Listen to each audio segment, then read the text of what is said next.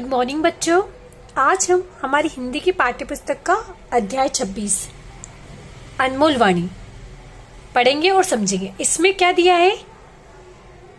इसमें हमें कबीरदास जी के दोहे दिए हैं और रहीमदास जी के दोहे दिए हैं, है ना।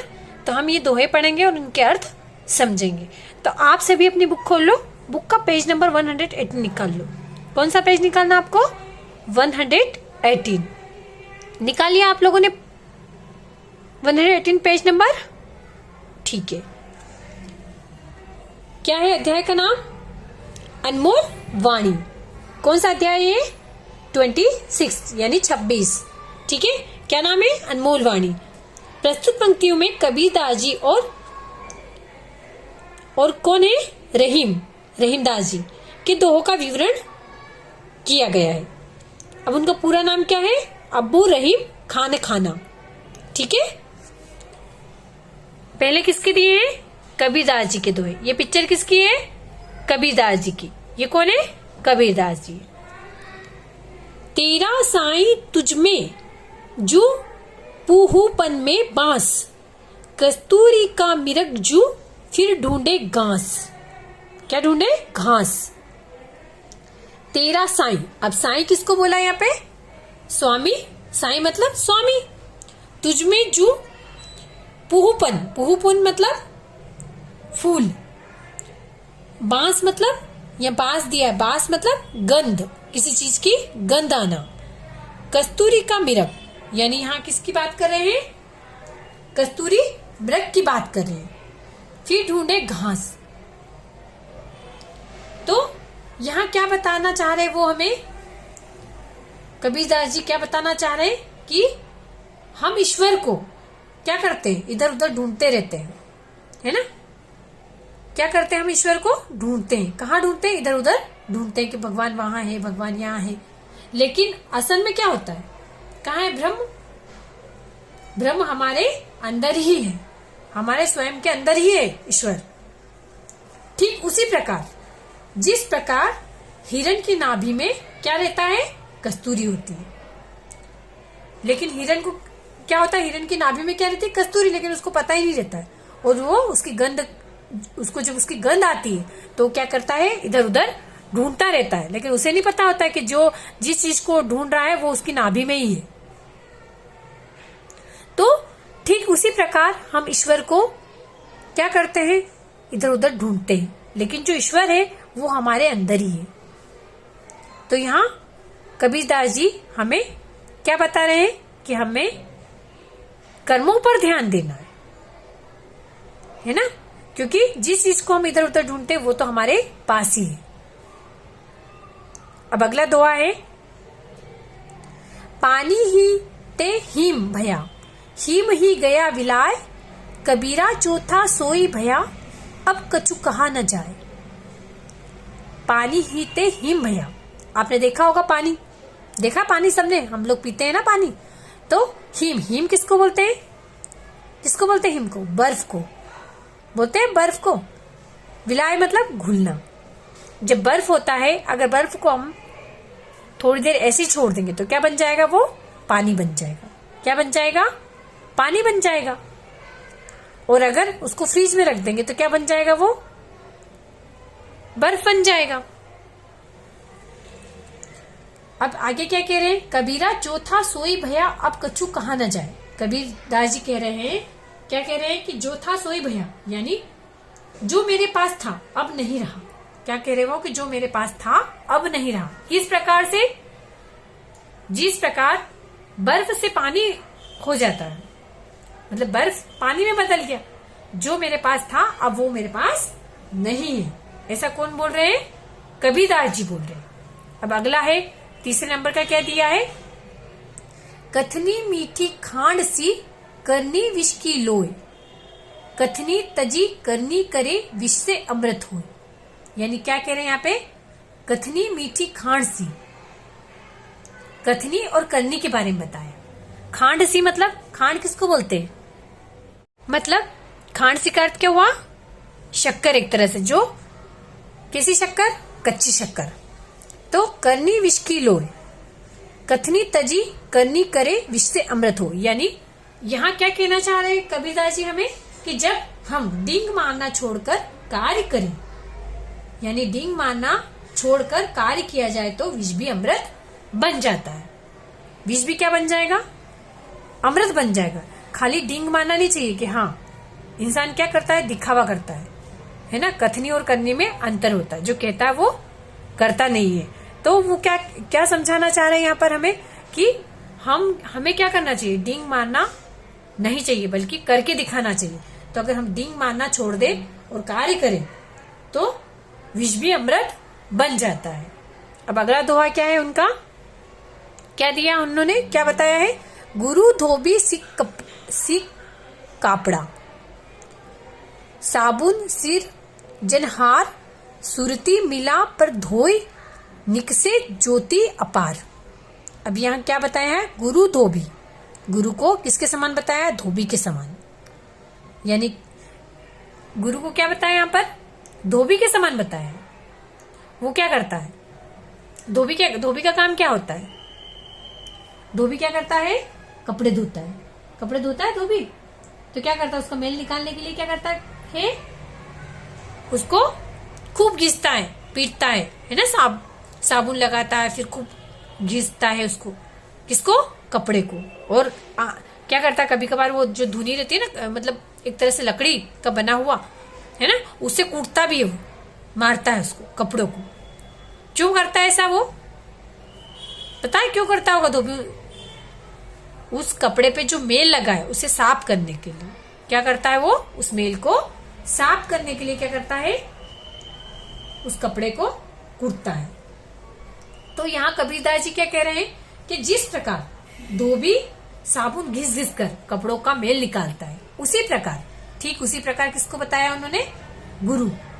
उसी प्रकार गुरु भी अपने शिष्यों के सभी अवगुण निकालता है। यानी उसी प्रकार गुरु क्या करता है? आवश्यकता पड़ने पर प्यार से, डांट से, है ना, हर तरीके से उसे अपने बच्चे को, मतलब अपने शिष्य को समझाता है ताकि उसके अवगुण दूर हो जाए।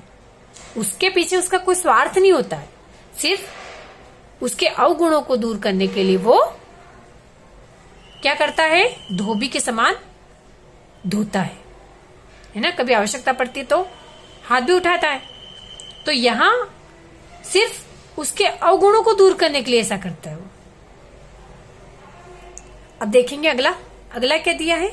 तिनका कबू न नींद ये, जो पायन तर होय, कभो उड़ी आंखिन परे, पीर घनेरी हुई। तिनका मतलब एक छोटा सा, कह सकते हैं एक छोटा सा टुकड़ा, है ना। तो यहाँ क्या बता रहे हो कि जो टुकड़ा होता है उसे कभी भी छोटा नहीं समझना चाहिए। उस तिनके को कभी भी छोटा नहीं समझना चाहिए। क्यों नहीं समझना चाहिए छोटा उसको? क्योंकि वो ऐसे तो पांव के नीचे आ जाएगा और हमें दिखेगा भी नहीं, है ना। तिनका अगर मान लो हमारे पांव के नीचे दब जाएगा तो हमें दिखाई नहीं देगा। देता है क्या दिखाई? नहीं देगा वो। लेकिन कबो उड़ी आंखिन पर है, लेकिन अगर वो आंख में चला जाता है तो हमें बड़ा दर्द होता है। पीर घनेरी हो, यानी हमें क्या होगा? दर्द होगा दर्द। तो यहाँ वो हमें क्या समझा रहे हैं कि किसी को भी, यहाँ इंसान की बात कर रहे एक तरह से, किसी को भी छोटा और दीन नहीं समझना चाहिए।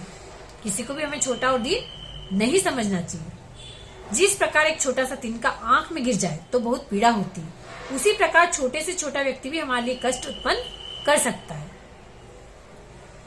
तो यहाँ वो खाली हमें सावधान कर रहे हैं कि कभी भी किसी को छोटा मत समझिए, क्योंकि हम उसकी जो साइज है उससे ये नहीं पता कर पाएंगे कि वो हमारे लिए क्या है, सही है या गलत है।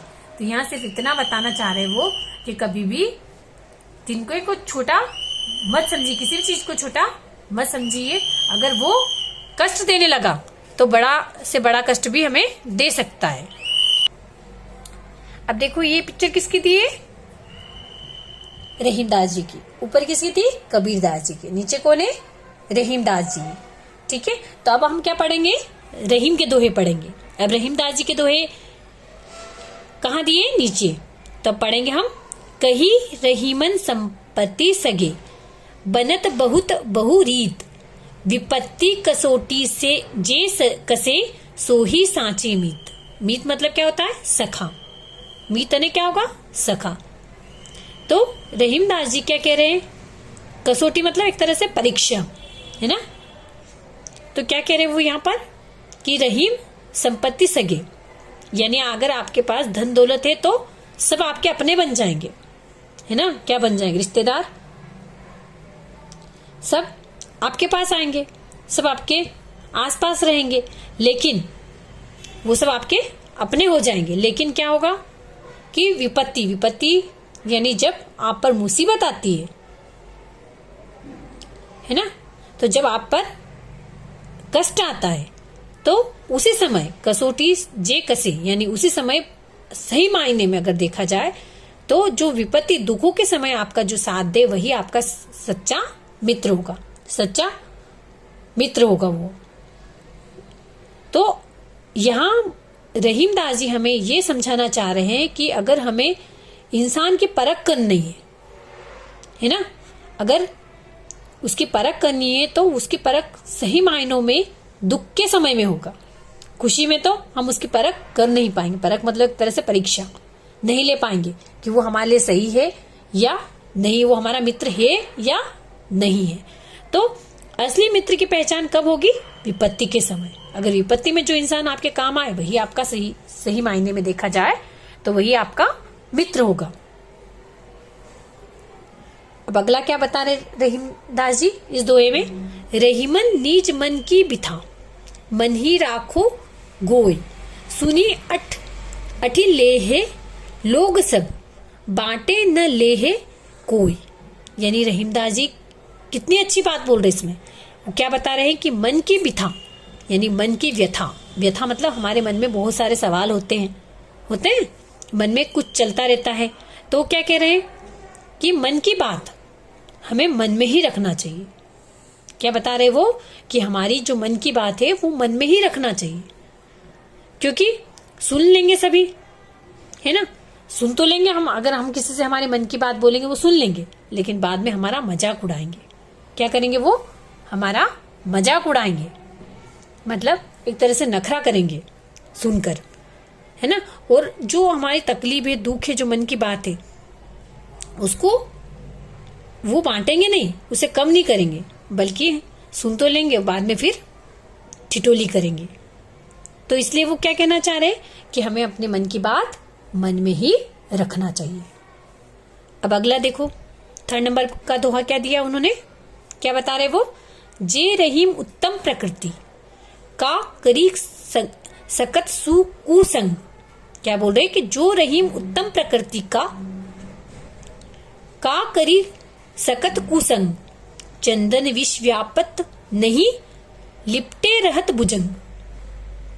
यानी यह रहीमदास जी किसकी बात कर रहे हैं? उत्तम प्रकृति यानी उत्तम प्रवृत्ति के लोगों की, अच्छी प्रवृत्ति के लोगों की। तो यहाँ क्या कह रहे वो कि जो अच्छी प्रवृत्ति का लोग होते हैं, हमें उनकी ही संगत में रहना चाहिए। क्या करना चाहिए? उनकी ही संगत में रहना चाहिए, क्योंकि अगर हम अच्छे लोगों के साथ रहेंगे तो हम अच्छा सीखेंगे, बुरे लोगों के साथ रहेंगे तो बुरा सीखेंगे। तो हमेशा अच्छे लोगों के से ही मित्रता रखनी चाहिए। चंदन विष व्यापत नहीं, लिपटे रहत भुजंग। जिस प्रकार अच्छे प्रवृत्ति के जो लोग होते हैं वो कैसे होते हैं? चंदन के समान होते हैं। किसके समान होते हैं वो? चंदन के समान होते हैं। अब जो चंदन का पेड़ देखा किसी ने? चंदन का पेड़, तो जो चंदन का पेड़ होता है वो जो भुजंग मतलब यहाँ किसकी बात करें? सर्फ की, सांप की, है ना। तो वो क्या किस पे लिपटे रहते हैं? चंदन के पेड़ पर। क्या लिपटे रहते हैं? सांप लिपटे रहते हैं। लेकिन जो चंदन रहता है वो अपनी खुशबू नहीं बदलता है। अब सांप कैसा होता है? जहरीला। तो सांप के लपेटने से क्या चंदन जहरीला बन जाएगा? नहीं। तो जो अच्छे प्रकृति के लोग होते हैं वो हमेशा अपनी अच्छाई ही दूसरों को बांटेंगे। वो बुरी संगत में आकर भी अपने अच्छाई नहीं खोएंगे। तो यहाँ रहीमदास जी हमें अच्छी प्रकृति के लोगों के साथ रहने की सलाह दे रहे हैं। दीन सबन को लखत है, दीन ही लखे न कोई। जो रहीम दीन ही लखे, दीन बंधु सम होए। दीन, दीन मतलब किसके लिए बोल रहे हैं यहाँ पे? गरीब। दीन यानी गरीब। तो जो गरीब लोग होते हैं वो क्या करते हैं? सबके दुखों में काम आते हैं। क्या करते हैं वो? सबके दुखों में काम आते हैं। दीन ही लखे न कोई, लेकिन जो दीन ही यानी जो गरीब होते हैं उनके दुख में कोई काम नहीं आता। जो दीन होते हैं, गरीब लोग होते हैं, वो तो हमेशा दूसरों के काम आ जाते हैं। जब भी कहीं जरूरत पड़ती है वो चले जाते हैं, लेकिन उनका ध्यान रखने के लिए कोई नहीं आता। जो रहीम दीन ही लखे। अब रहीमदास जी क्या कह रहे हैं कि जो इन दीन यानी इन गरीबों का ध्यान रखेगा, यानी जो इनके दुखों में काम आएगा, दीन बंधु सम होए। दीन बंधु मतलब ईश्वर के समान एक तरह से, है ना? वही उनका ईश्वर होगा, मतलब ईश्वर के समान होगा। तो दीन बंधु सम होए। जो गरीबों की सेवा करने वाला ही सही मायने में क्या होगा? अच्छा व्यक्ति होगा। क्योंकि गरीब तो सबके काम आते हैं, लेकिन हमें क्या करना चाहिए? हमें भी गरीबों के काम आना चाहिए। अब अगला दोहा, रहीमन देख बड़े इनको, लघु न दीजिए डारी। जहां काम आवे सुई, का करे तरवारी। रहीमन देख बड़े इनको। अब रहीमदास जी क्या बोल रहे हैं? किसी भी छोटे को देखकर, मतलब हमें ऐसा नहीं सोचना चाहिए कि हमें हमेशा बड़ी चीजों की आवश्यकता पड़ेगी, मतलब बड़े बड़े लोगों के साथ ही हमें रहना है। किसी को भी छोटा नहीं समझना चाहिए। क्या कह रहे हैं वो? कि किसी को भी हमें छोटा नहीं समझना चाहिए। अब यहाँ पे डारी का अर्थ क्या होता है? छोड़ना। तो क्या कह रहे हैं वो? रहीमदास जी क्या कह रहे हैं? कि किसी को भी छोटा नहीं समझना चाहिए। हमें किसी को भी छोटा नहीं समझना चाहिए और छोटा समझ के छोड़ना नहीं चाहिए। जहां काम आवे सुई, का करे तरवारी। यानी जहां सुई का काम होगा वहां सुई करेगी। वहां अगर आप सोचो कि अगर सुई की जगह, सुई तो बहुत छोटी होती है छोटी, तो वहां आप सोचो कि मैं तलवार ले लूं, सुई तो बहुत छोटी है, इसका क्या करूंगा? यह तलवार ले लूं। लेकिन क्या तलवार से आप कपड़े सिल सकते हो? सिल सकते हो कपड़े? नहीं, क्योंकि जो सुई का काम है वो सुई ही करेगी, तलवार नहीं करेगी।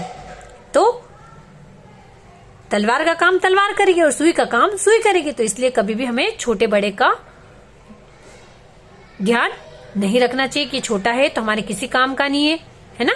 तो ऐसा नहीं सोचना चाहिए। तो रहीमदास जी यही बता रहे हैं कि हमको आनंद आता है, हम सोचे कि हाँ ये तो बड़ा है, बहुत अच्छा है, लेकिन छोटे को कभी छोड़ना नहीं चाहिए। जहां छोटी चीज का काम होगा वहां छोटी आएगी, जहां बड़ी चीज का काम होगा वहां बड़ी चीज काम आएगी। तो हमें क्या करना चाहिए? इस चीज का ध्यान रखना चाहिए। तो ये दोहे हमारे कंप्लीट हो गए हैं। तो आप एक बार और अच्छे से पूरे दोहे को पढ़ लेना, ठीक है? और इसके प्रश्न उत्तर के लिए पीडीएफ डाल दूंगी, तो उससे आप प्रश्न उत्तर उतार लीजिएगा। लेकिन इन दोहों को एक बार और अच्छे से पढ़ना, क्योंकि ऐसे समझ में नहीं आएंगे आपको, इनको फिर से आपको पढ़ना पड़ेगा, ठीक है? तो आज की कक्षा को मैं यही समाप्त करती हूँ, फिर मिलेंगे अगली कक्षा में।